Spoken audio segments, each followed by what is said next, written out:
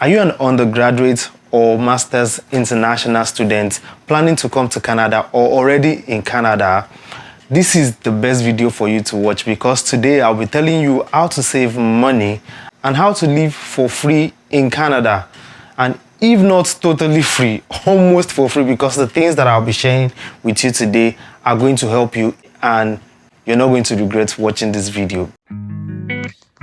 Oh, na na na, oh, it's PASCOKE again.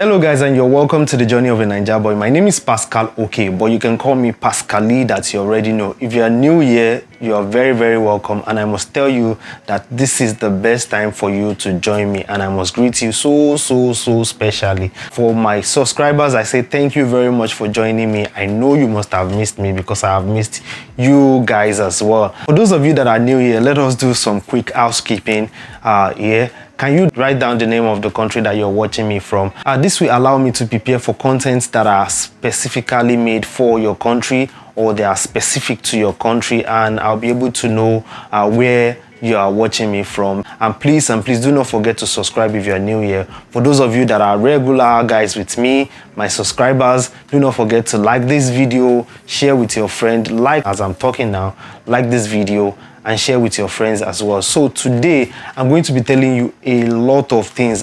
You can't even believe how excited I am to talk to you today about how to save money and live for free in Canada. So today I'm going to be starting from before you even leave your country, and I'm talking generally to every international student watching me. I'm not just talking to my viewers in Nigeria, I'm talking to my viewers in China, my viewers in Zimbabwe, my viewers all over the world, my viewers in Europe that are planning to come to Canada. And we're going to start from you getting your admission and getting your visa to come to Canada. What is the first thing that should be on your mind? What is the first thing that you should do that will allow you to be able to save money and also live almost for free in Canada? And the first thing that comes to mind for me is that before you leave your country, you should do well to look for a place to live in Canada. There are sites, there are websites that you can go ahead and find houses for you to live. I know some schools, or most schools, offer residence for students to live in, but believe me, coming from me, I think it is easier or it is cheaper to live outside the school than to live in the school, because based on the experiences of friends that I've had that lived in the residence, it was way expensive for them than we that we lived outside the school. And I know it depends on the age of the student that is coming. If you're a parent watching me right now and your child is a minor, I would say it is probably good that he or she lives in the school hostel rather than living outside the school. But then if you are able to have some good hands to leave your minor people to outside the school, I will tell you that it is cheaper for them to live outside the school than to live in the school. There are sites like Kijiji that you can look for houses that are very close to school. Believe me, you will see houses within the range of 300, 400 to like 700, depending on whatever you're looking for. And you can see places that are like room in a house. You can share with other students too, other international students or people from your country too as well. So that is the number one thing that I'm going to be talking about today. And that way you can save a lot of money by living just outside the school. So let's move ahead. Another thing that I would advise that you do before leaving your own country is to get yourself some food stuff. One mistake that I made, and I feel like I have shared this with some of you before, that when I was coming, there is a particular food that is specific to my tribe in my country, which is gari, and it is like a white powder. But then I was scared, I was terrified to carry a white powder with me. I was thinking, I don't want to be stopped at all for anything. Maybe they will go and think that my gari look like cocaine or something, so that they will not stop me at the airport. I feel like that is one of the mistakes that I made when coming here. But make sure that you pack anything that you like when you're coming. Even if you can dedicate a particular bag to foodstuff, please dedicate that bag to foodstuff and pay for it when you're about to leave your country. It will do you a lot of good when coming to Canada. and make sure that you do that, because when you do that, you'll be able to save yourself some money before you even start spending to buy things when you get here in Canada. Another thing that you should do is this: if you know people in Canada or in the school that you're coming to, it is good that you call them so that when you land at the airport, they'll be there to welcome you or to pick you up to wherever you want to live or wherever you're going to be staying before you finally get your own accommodation. But if you do not have anybody, do not worry at all. I think another thing that I have had people say to me over time, or I've had some people contact me, is please, who am I going to get in touch with when I get to Canada? I need help for somebody to welcome me, for somebody to bring me from the airport and all that. Don't even worry at all, because one thing that you should do or you should have in mind that would be helpful is the International Student Office. I'm sure that from the time that you've been given admission, the International Student Office will also contact you one way or the other. But if they did not contact you, just go to the website, the school website, your university website, and check for the International Student Association Office or International Student Office. Anyone, whichever name they have, but they would always come with International Student Office. So International Student Office, sometimes they offer to pick up new students from the airport. And how do they do this? They set a particular date that they are going to start their pickup from. So say, for example, you are resuming in September, which is the fall semester. The international students might start picking people up from like the 20th of August from the airport and bringing them to wherever they want to go to. It is always free of charge. They have like free bus shuttle that they are going to organize and going to pick up people. It's more like something that they do. And even if it is not free, believe me, whatever they're going to take from you is not comparable to the amount that you're going to pay for the taxi from the airport. So get in touch with your International Student Office about airport pickup when coming to Canada for school resumption. Be it in January, be it in September, be it in April. Just make sure that you contact the International Student Office, and I'm sure that they will be of help to you. Another thing that I should tell you that you should put in mind that would allow you to save a lot of money is if you can buy some clothes from your home country before coming. I know, right? Most people will say to me that, I feel like I'm going to come to Canada, I'm going to come and get everything cheap and all that. There are some things that I feel like you should not even be bothered in the first few months that you get to Canada about spending money on. And one of them is clothing. You should, even though it is cheaper to get some clothes here, I will say to you that get some certain clothes from your country before coming. Say, for example, like some small jackets. It might not be the proper jacket for winter, especially if you are coming in the winter, but just dress as warm as you can when you are coming from your country. And I feel like that will save you a lot of money when you just come to Canada and you're about to just settle down in the country. You won't be worried about what to wear for the shortest time before you start making money or before you start doing something that you will need to have to wear other clothes or need to get something else to wear for yourself. So if you can get some clothes, if you can get some warm jackets, some warm clothing for yourself, try as much as possible to get it before coming to Canada. Bam!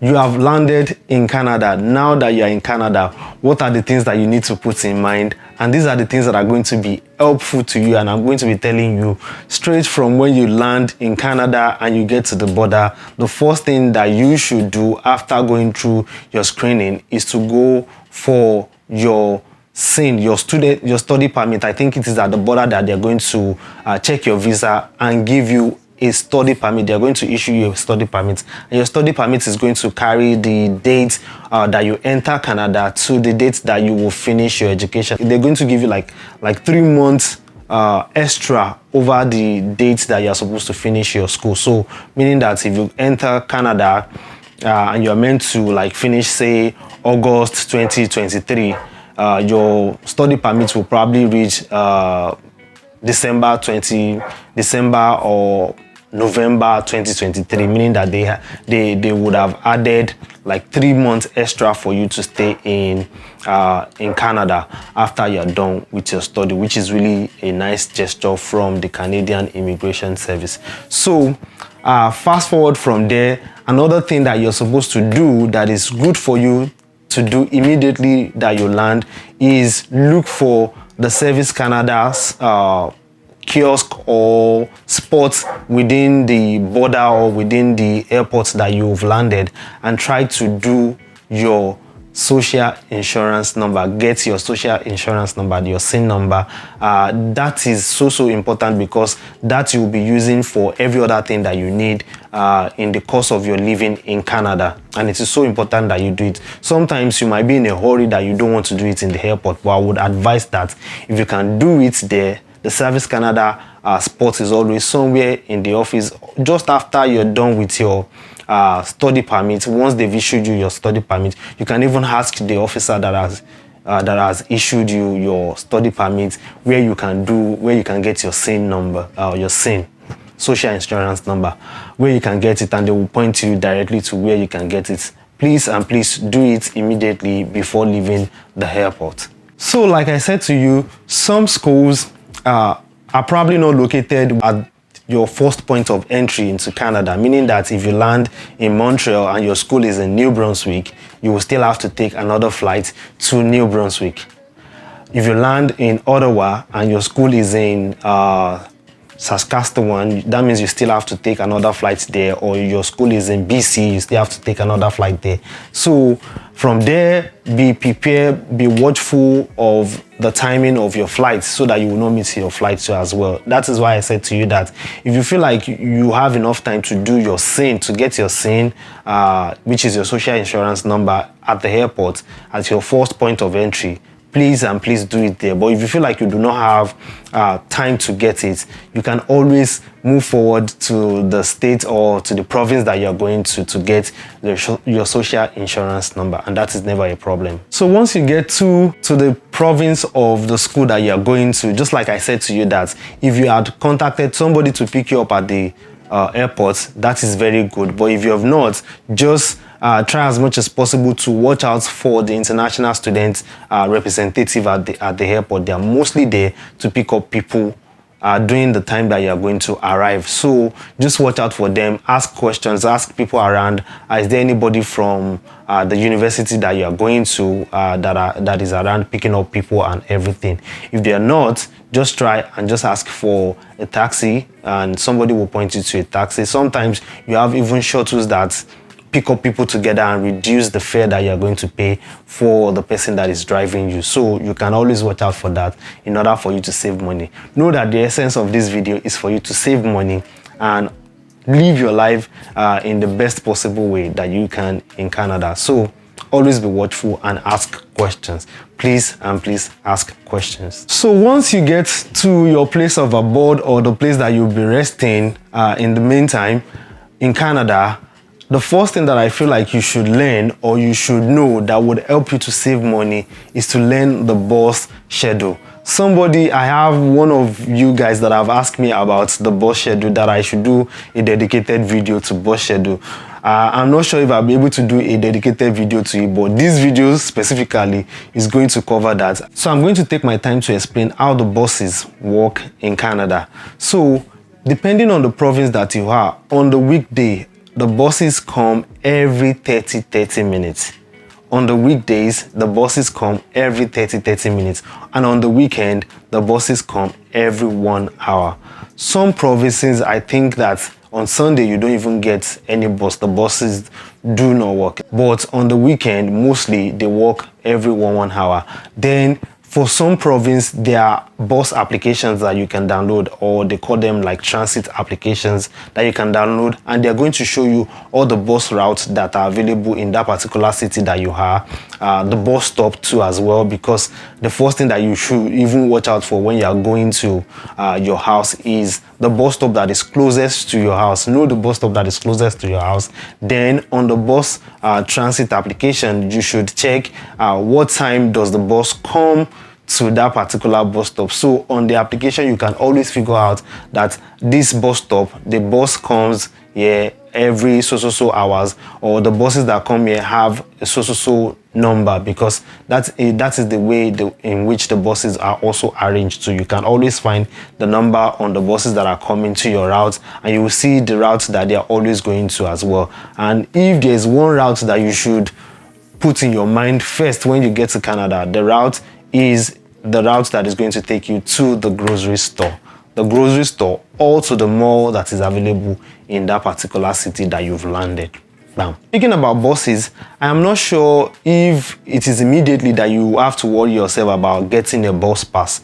But believe me, if or when you start your registration in the school, try as much as possible to get a bus pass. I know, for example, in the school that I finished from, that the Graduate Student Association have like an agreement with the bus management or so, and they have made arrangements such that every student gets a bus pass for a year at a very cheaper rate, at a very cheap rate. Believe me, that rate is so cheap that once you just pay for it, you are covered for the whole semester or for the whole year. So you don't need to buy a bus ticket or bus pass every time that you need to take a bus.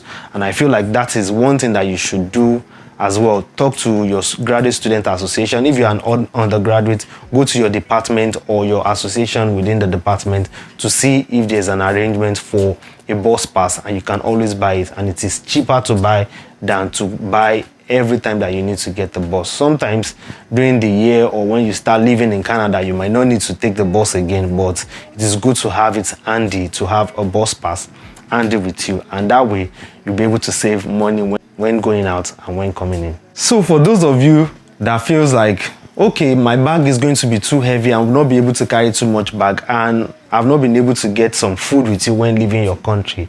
And I told you that the first point or the first place that you should look for is a grocery store or the mall. In the mall, most of the time you'll find either a Walmart or a Sobeys. Those are the two major grocery stores in Canada, or depending on the city or the province that you find yourself, but they are like the big grocery brands in Canada, and they have most of their foods are cheap. Most of their stuffs, the things that you buy in there, are super cheap compared to other stores that you might even find yourself or find around, depending on the province that you find yourself to as well. So try as much as possible to grab some things that you feel like you can eat and it's edible for you, enough for you to eat, or things that you can quickly prepare depending on whatever you have too. So grab some things at the store. And another thing that I feel like you should go for, again, if you find yourself in the mall, is get a SIM card.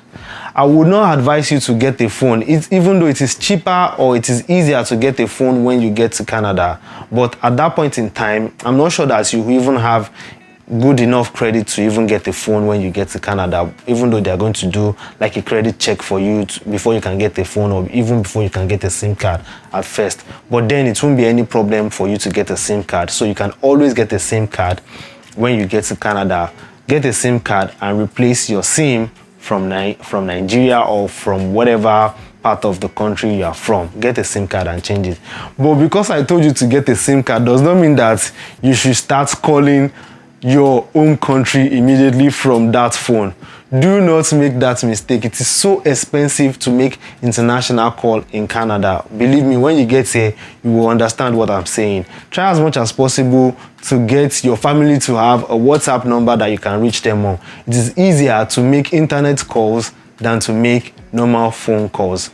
I don't know if you understand that, but it's easier to make internet calls, to make Skype calls, or to make I feel like on Skype save you still have to pay money, but it is easier to make a WhatsApp call because WhatsApp call is always free. So try as much as possible to get a SIM for data's sake, and always call your people on the WhatsApp. Don't call people with your normal call. If you call, you will get your bill at the end of the month and you'll be shocked. So to avoid story that touch and to be able to save money, which is our aim in this video, try as much as possible to call your family at home through WhatsApp rather than calling them on your normal phone call.